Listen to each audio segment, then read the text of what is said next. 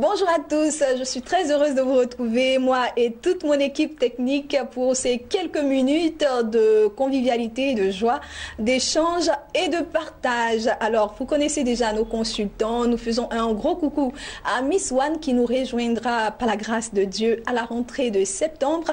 Mais le docteur Youzon, lui, il est là, il est bien présent. Et nous avons réalisé, comme la dernière fois, la semaine dernière, une interview avec le docteur Zébé, notre nouveau consultant. Alors, nous vous souhaitons de bien vous installer parce qu'on démarre tout juste après ceci.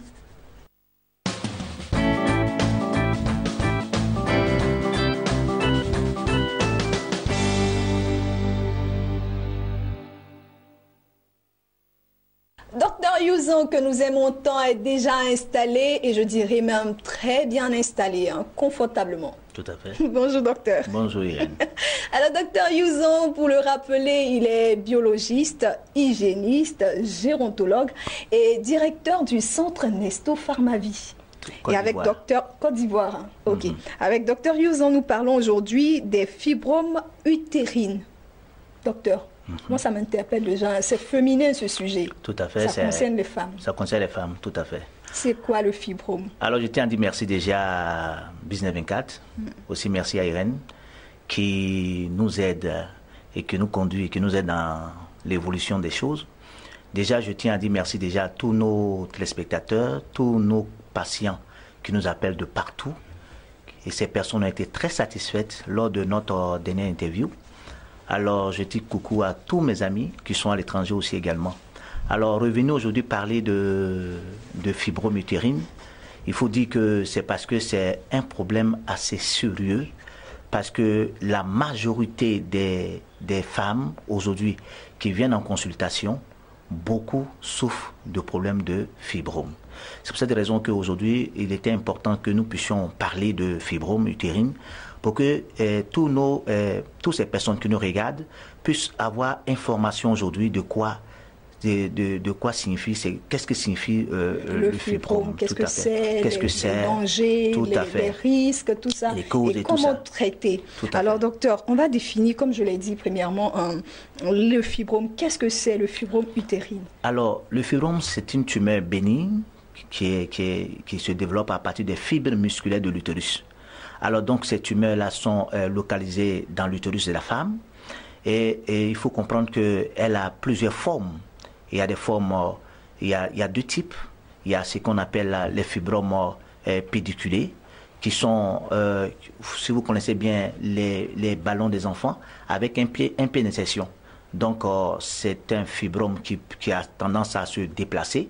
Les femmes, quand elles ont ça, quand elles sont couchées, elles sentent que c'est comme si l'enfant bougeait dans le ventre. Ça donne l'impression d'être enceinte, c'est ça? Enceinte, tout à fait.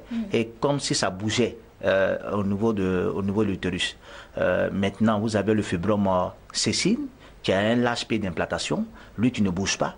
Mais lui, il est encore plus compliqué parce que les racines de cette tumeur-là... On l'appelle comment? Les fibromes sessiles. Sessiles, oui. Et donc, elles sont bien plantées dans l'utérus et elles sont vraiment compliquées. Et il faut comprendre qu'il y a aussi, selon la localisation des fibromes, il y a le fibrome sous-séreux, qui est installé dans la partie péritonéale. Vous avez le fibrome interstitiel, qui est installé au niveau de la muqueuse, au niveau du muscle qui tient, comme on appelle, l'utérus. Et vous avez le fibrome sous-muqueux qui se développe à l'intérieur de la cavité utérine. Donc voilà. Il y a différentes catégories de fibromes, c'est ça? Fibromes et les différentes localisations de ces fibromes-là. Et docteur, ces différents fibromes-là, avec leurs différentes localisations, est-ce qu'ils ont des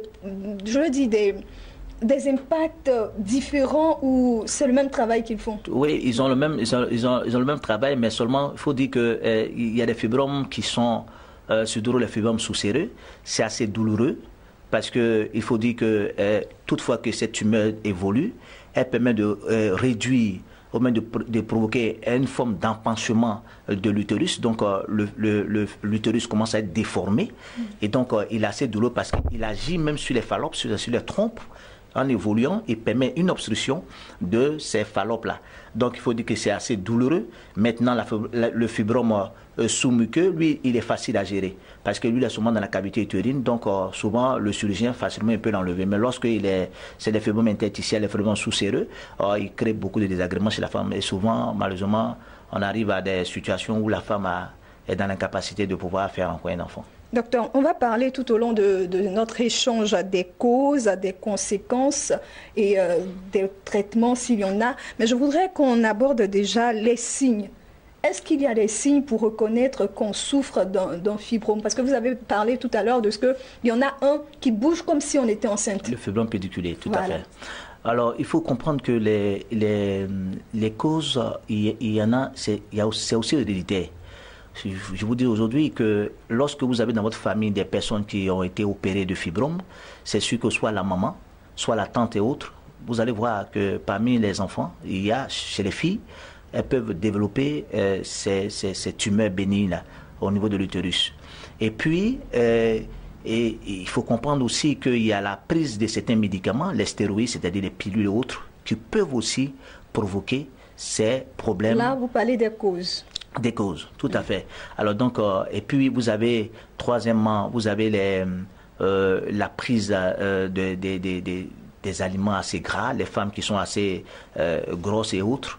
Et puis, en quatrième position, vous avez aussi le problème des hormones.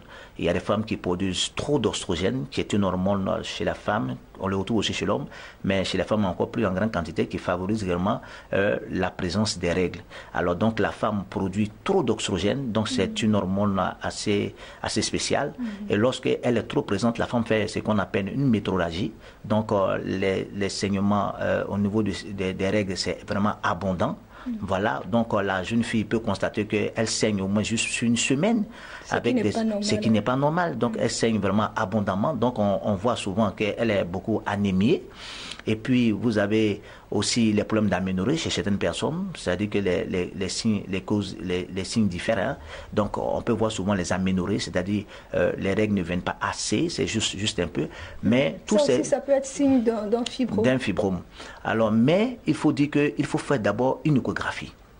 C'est l'échographie pelvienne que le médecin donnera comme un bulletin de le faire. C'est à ce moment qu'on pourra se situer. Si oui, ces causes, ces signes que la jeune fille, la femme développe est dû à la présence de certains fibromes ou de certains myomes, et qui sont tous les mêmes. Docteur, voilà. On va reprendre les causes et on va reprendre les signes. Oui. Voilà. Donc, c'est ce que j'ai dit. Les causes là, on retrouve beaucoup, comme je l'ai dit, c'est aussi héréditaire. C'est héréditaire. Les causes, c'est la prise de certaines stéroïdes, c'est-à-dire les pilules et autres. Les pilules. Sur une longue durée.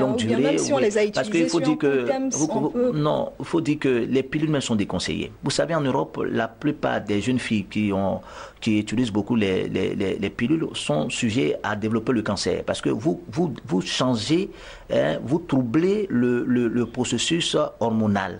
Parce qu'il y a des hormones qui doivent favoriser la prise de grossesse que nous agissons dessus en prenant les stéroïdes, ce qui n'est pas bon. Il faut laisser la jeune fille produire ces hormones, normalement, pas de créer ces troubles-là.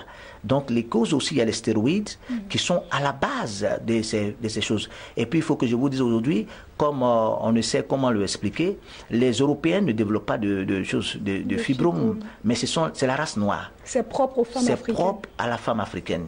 Et parce que la femme africaine a un cycle assez long, les femmes africaines sont beaucoup plus fortes et elles produisent assez d'hormones. Et donc, c'est aussi un sujet. Ce sont les causes aussi chez les personnes qui développent les fibromes. Et comme je l'ai dit, il y a l'alimentation aussi également. Donc, les femmes, je déconseille aux femmes de boire trop d'eau glacée. L'eau glacée en période de menstruation, parce que en buvant toute cette eau glacée là, vous permet d'enquister le sang qui doit couler. Et donc, ça commence à durcir. Et malheureusement, elle n'élimine pas tout. Et cette masse de sang va commencer à se développer dans la muqueuse. Voilà. Et elle va commencer à devenir plus se durcir et puis évoluer jusqu'à devenir une tumeur. Et malheureusement, comme je l'ai dit, beaucoup de nos sœurs aujourd'hui, et les jeunes filles africaines et toutes, souffrent du problème des fibromes. Et vous savez qu'en Afrique ici, quand vous avez un problème d'infertilité secondaire, c'est directement la femme qui est indexée. C'est la femme qui est indexée. Et puis, aussi en Afrique, aussi nos sociétés africaines refusent de voir une femme qui ne peut pas faire d'enfant. Vous comprenez, ça crée souvent les divorces et autres. Donc, pour vous dire que la chose est quand même sérieuse, parce que beaucoup de nos sœurs souffrent et elles ne savent même pas quelle est la base, quelle est la cause réelle de ces fibromes qu'elles découvrent chaque fois en consultation. D'accord, docteur, ça c'était pour les causes. Je voudrais qu'on revienne maintenant sur les signes. Ok, je comprends que c'est vraiment une préoccupation chez vous les femmes, parce que on est en train de parler d'un problème de santé qui est lié directement aux femmes. Oui. Voilà. Donc, comme je l'ai dit, les signes sont multiples. D'abord, vous avez aussi les problèmes de métrorragie. Donc, la femme saigne une semaine, voire 10 jours, ce qui n'est pas normal. Et elle saigne abondamment. Donc, elle a un problème d'anémie. Et elle saigne avec des caillots de sang. Vous voyez, elle saigne avec des caillots de sang. Et donc, quand vous voyez ces choses, il est important d'aller voir le médecin. Allez lui expliquer, et puis il va vous donner un bulletin. Et puis, si ça avère que c'est avéré que c'est des tumeurs, c'est les fibromes ou c'est les myomes, ils vont donner des traitements, ou soit selon le volume, parce qu'il y a des filles qui viennent déjà, c'est trop tard, l'utérus est complètement polyfibromateux, donc on en a plusieurs, et d'autres même qui vont jusqu'à 1 kilo. 1 kilo. Donc, c'est pour vous dire que la chose est quand même sérieuse. Donc, c'est des signes, ça. Et puis, il y a le problème aussi d'aménorrhée. Donc, la femme aussi ne saigne pas assez. Elle ne saigne pas assez alors qu'elle n'est pas ménopausée. Donc, c'est aussi important. L'aménorrhée, généralement, c'est combien de jours de saignement pendant les règles? Non, l'aménorrhée, c'est l'absence des règles. L'absence des règles, mais voilà. Vous dites que la femme ne saigne pas pendant... Voilà, elle ne saigne pas assez. C'est-à-dire quand elle voit que le sang ne vient pas assez, soit ça vient juste quelques petites gouttes et puis c'est fini. Et comme elle a une sensation de douleur, elle a des douleurs pelviennes et tout ça, parce que les règles ne sont pas venues, donc tout ça s'est condensé. Elle sent comme une lourdeur, une pesanteur au niveau de l'abdomen. Il faut dire qu'il est important d'aller voir vite le médecin pour voir si c'est vraiment un fibrome qui est à la base, qui empêche réellement le sang de vraiment couler. Alors donc vous avez ces signes-là. Vous avez aussi on peut le faire aussi par des touchés vaginales. Par le toucher vaginal chez la femme. Je comprends pas. Voilà, pour pouvoir. C'est-à-dire que la femme peut prendre le doigt, toucher. Même vous avez au niveau du col de la femme, vous voyez un peu une forme de boule qui est là-bas, qui empêche réellement la femme d'avoir des enfants. Parce que vous dites que ces fibromes-là peuvent s'installer partout dans l'utérus de la femme, même jusqu'au col, qui est encore plus dangereux. Donc elle peut vérifier. Elle peut vérifier quand elle touche. C'est lequel des doigts communs? Elle peut prendre n'importe quel doigt. Elle peut prendre n'importe quel doigt. Elle peut voir que le col est quand même plus bosselé. Donc c'est des signes. Dès qu'elle voit comme ça, il faut immédiatement aller voir le médecin pour qu'il puisse donner une échographie. Et l'échographie va le définir, si réellement, si oui, parce qu'il faut forcément faire l'échographie. Quand les patients viennent comme ça, on peut leur donner un bulletin pour aller faire l'échographie, et pour qu'on soit sûr, pour attester réellement si notre hypothèse est avérée. Docteur, est-ce qu'en présence des fibromes utérines, on peut prendre une grossesse sans risque? Il faut dire que les fibromes utérines n'empêchent pas réellement, comment on appelle, de prendre une grossesse, mais il faut dire que ça dépend de la localisation et du volume. Parce que vous avez des personnes qui ont un utérus, on peut retrouver plus de 20 fibromes avec une dimension assez c'est vraiment costaud. Et puis ça pèse. Donc, quand c'est comme ça, la femme n'a aucune chance. Et malheureusement, certains médecins préconisent une stéréctomie, c'est-à-dire une ablation de l'utérus. C'est que Dr Youzan se bat vraiment pour que nos femmes aient des enfants. Et comme j'ai ma foi qui dit que Dieu est capable de guérir tout, je pense qu'il y a une science quelque part qui est utile pour pouvoir guérir ces myomes et libérer ces femmes-là qui souffrent trop. C'est une bonne transition, docteur, pour parler maintenant du traitement que le docteur Youzan, en tant que centre Nesto Pharmavie, offre. Voilà, il faut dire que mes soeurs qui me regardent, ces femmes certainement qui ont peur de subir une intervention chirurgicale, Docteur Youzon aujourd'hui veut vous dire qu'il y a certainement une solution. Parce que, vous savez, quand j'ai l'habitude de dire, quand vous avez des patients devant vous, ce sont des patients. Et souvent, j'entends dire de la bouche de certains confrères qui gueulent ces femmes pour dire, écoutez, vous devez vous enlever l'utérus parce que, ou bien on vous fait une intervention, alors que cette tumeur, je tiens à préciser que cette tumeur-là repousse. Alors, des femmes qui ont subi une fois, deux fois, trois fois une intervention chirurgicale, elles ont quand même peur de parce qu'elles laissent des cicatrices et tout ça. Mais il faut dire que c'est la dernière option, la chirurgie, c'est la dernière option. Alors donc, il faut savoir parler à ces femmes-là parce que on sait dans la société dans laquelle nous nous trouvons. Donc aujourd'hui, je le dis, qu'il y a des traitements spécifiques. Parce que si vous ne connaissez pas l'histologie d'une maladie, vous allez chercher le raccourci, qui est de lui faire une ablation de l'utérus ou même de lui enlever une partie de... Vous comprenez? Alors que ces femmes, lorsqu'elles viennent, elles souffrent. Souvent, elles vous disent, j'ai été opérée au moins 3 fois, 2 fois. Et docteur, franchement, quand je suis allé voir un autre gynécologue qui m'a dit que non, je ne peux plus faire d'enfants. Et si j'ai rencontré une dame qui est venue, ça c'est c'était un très beau témoignage. Et quand elle venait, on lui a dit que vous ne pouvez pas faire d'enfants. Et tout l'utérus était complètement endommagé. Vous savez, on a enlevé un fibrome de plus de 5 kilos dans son utérus. Cette femme était complètement déprimée parce qu'elle voulait un enfant, parce qu'elle aimait son homme. Alors le médecin lui a dit que c'était plus possible, que la seule chose qu'elle doit faire, c'est de lui enlever l'enfant, c'est de lui enlever l'utérus. Quand elle est venue chez moi, je lui ai dit que cela est possible, que tu fasses un enfant. Elle dit, mais comment ça va se passer? Je dis, mais il faut connaître l'histologie d'une maladie. Et donc, j'ai fait un examen d'homologie. J'ai découvert que le taux d'oestrogène était suffisamment élevé, plus le taux de progestérone. Alors, donc, nous avons... C'est quoi tout ça, docteur? Ce sont des hormones... Qui sont ignorants. Oui, on ne peut pas vous... Mais ce sont des hormones que les femmes peuvent produire, que l'organisme produit. Et ce sont des hormones qui favorisent réellement... la fertilité chez la femme, qui favorise réellement aux femmes de pouvoir faire des enfants pour pouvoir prendre une grossesse. Alors donc souvent ces femmes-là produisent un peu trop. Il y a aussi la prolactine aussi qui est produite, qui est au niveau des seins, qui favorise vraiment le lait maternel chez la femme. Et tous ces hormones-là sont produits de manière excessive. Alors donc il faut régulariser cette production des hormones.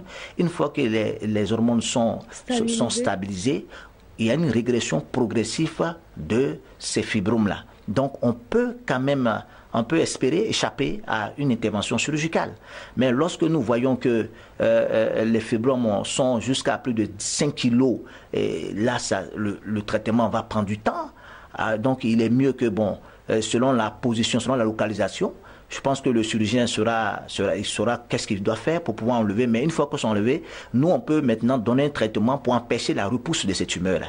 Voilà. Et la femme peut avoir la possibilité de prendre une grossesse. Et nous avons eu vraiment un très bon témoignage. Comme je l'ai dit, Dieu merci, la jeune fille, elle a eu un joli garçon.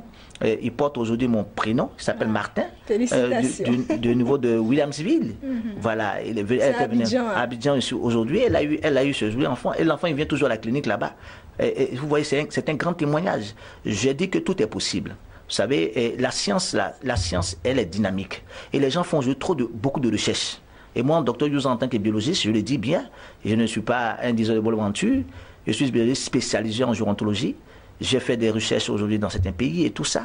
Donc aujourd'hui, nous avons découvert qu'il y a des plantes qui ont cette capacité de pouvoir nous aider, de stimuler ces hormones et de pouvoir réduire considérablement ces fibromes-là et de libérer totalement l'utérus. Très bien. Alors, voilà. Docteur, il y a des plantes, les médicaments que vous nous proposez ici sur le plateau sont à base de plantes. On va en parler très rapidement parce qu'il ne nous reste plus assez de temps pour le temps qui nous est imparti. Alors, vous constatez ici, vous avez aussi le dépuratif qui est une composition de plantes médicinales qui a cette capacité d'éliminer, d'abord de stimuler les fonctions du foie, parce qu'il faut que je vous dise, pour qu'on puisse réduire, comme on appelle le volume de la taille de fibromes, il est important que le foie produise certaines substances, certaines hormones.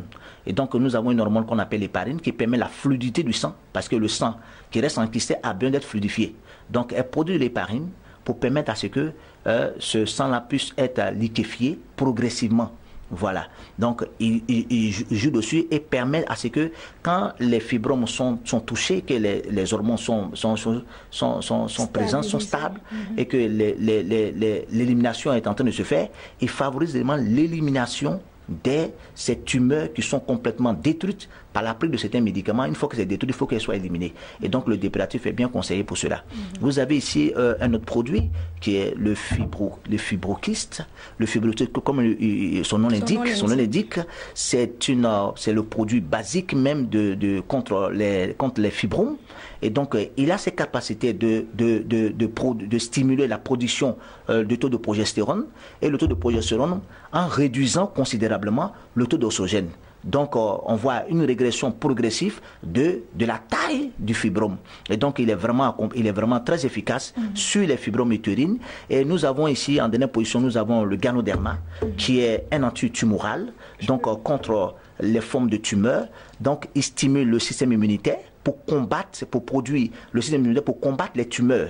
Et comme je l'ai dit tout à l'heure que les fibromes, ce sont des tumeurs bénignes, donc elles sont capables de pouvoir les détruire. Donc elles sont complètement détruites en prenant ce médicament. Et puis vous avez votre utérus qui est complètement nettoyé. Voilà. Donc c'est pour vous dire que c'est une bouffée d'oxygène. J'étais obligé de parler de ça aujourd'hui parce que beaucoup de femmes en souffrent. Et aujourd'hui, les femmes ont peur, ont cette peur noire de se faire opérer chaque fois.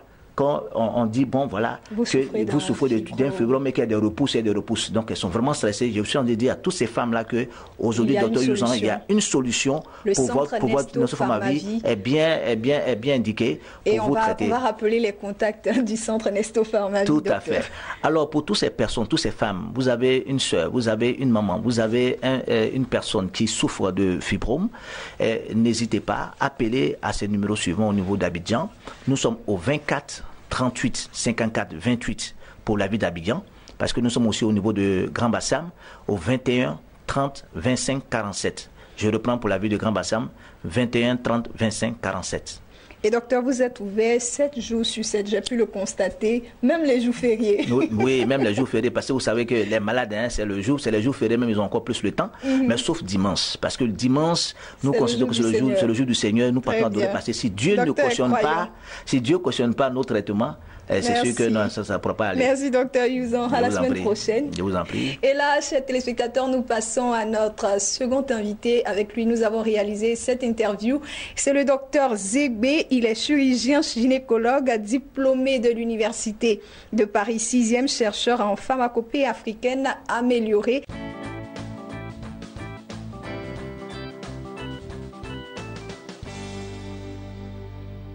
Dystrophie signifie déformation.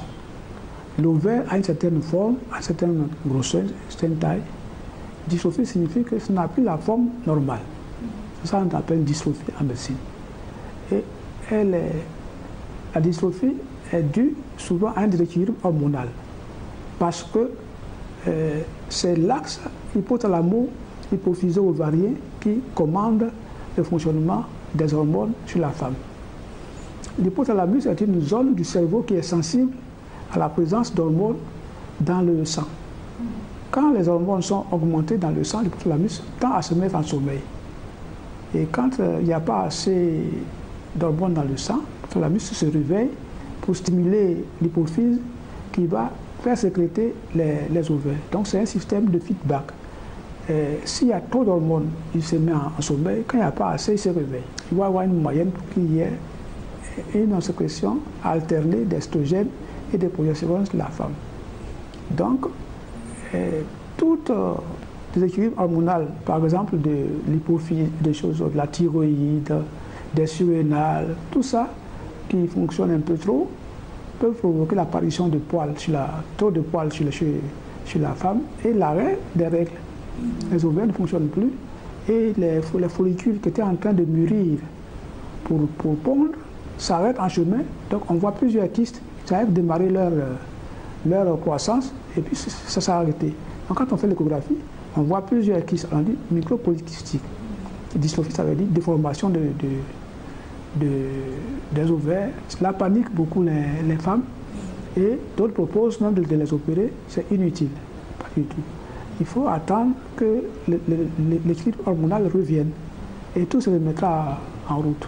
Ne paniquez pas devant une dystrophie ovarienne. C'est rien du tout.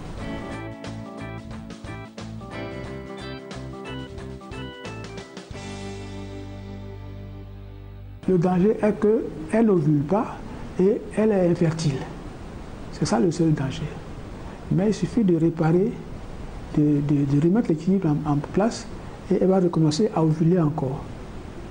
Elle va recommencer à ovuler.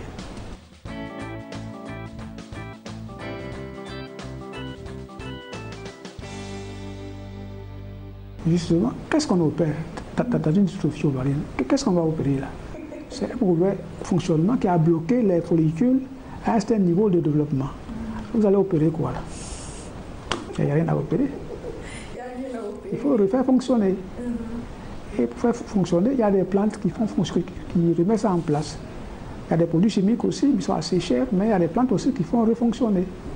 Voilà. Donc c'est une question de jeu d'équilibre à remettre en place.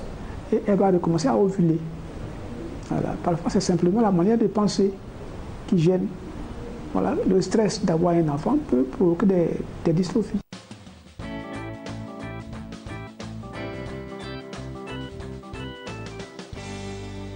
La dystrophie touche toutes les femmes de toutes les races.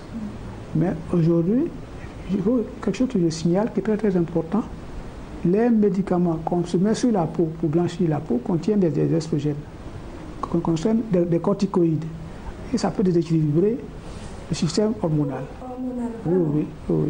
Ça contient des corticoïdes. Ça peut déséquilibrer. Donc il ne faut pas les prendre comme ça. Oui. Laissez la peau telle qu'elle est. Les autres causes, comme je vous dis, c'est un déséquilibre hormonal. Si par exemple la thyroïde fonctionne mal, ça peut agir sur les ovaires et créer une dystrophie. Si les surrénales aussi fonctionnent mal, ça peut provoquer une dystrophie. Donc tout ce qui est hormonal peut déséquilibrer l'axe hypothalamo-hypophyso-ovarien et créer une dystrophie. Et il faut remettre l'équilibre en place par des substances naturelles.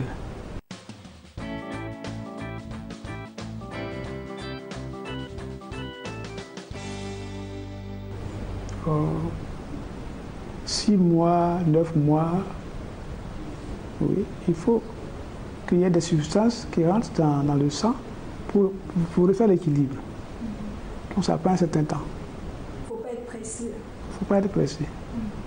Et des fois, elles ont la surprise de voir venir une grossesse. Voilà. En cours du traitement. La grossesse apparaît au cours du traitement.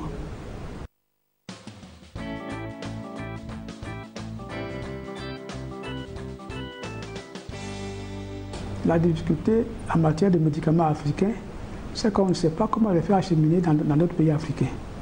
Les autres ont pris des dispositions pour qu'il n'y ait que leurs produits qui arrivent ici. Mais que nous puissions échanger nos produits entre nous ici, ils ont mis des freins. Donc on trouve l'astuce.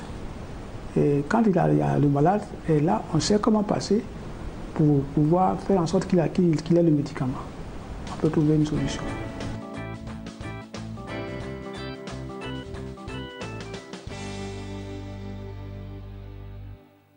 Le contact le plus simple, c'est le téléphone 09 66 02 00.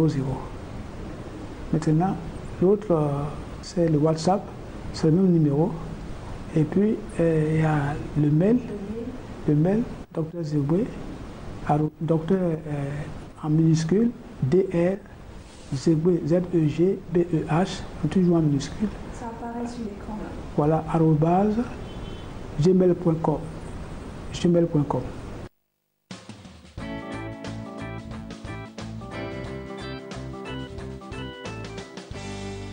Bon, mais je leur dirais que ne paniquez pas devant une dystrophie ovarienne.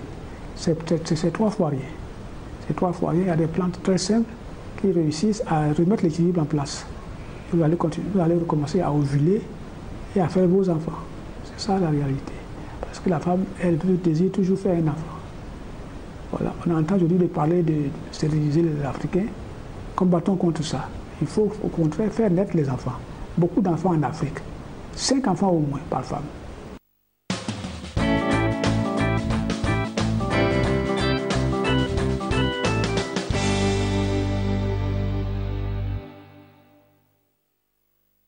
Merci à tous ceux qui ont contribué à la réalisation de cette émission. Toute l'équipe technique se joint à moi pour vous dire merci de suivre le Business Matin tous les vendredis et de suivre même les autres programmes de votre chaîne préférée.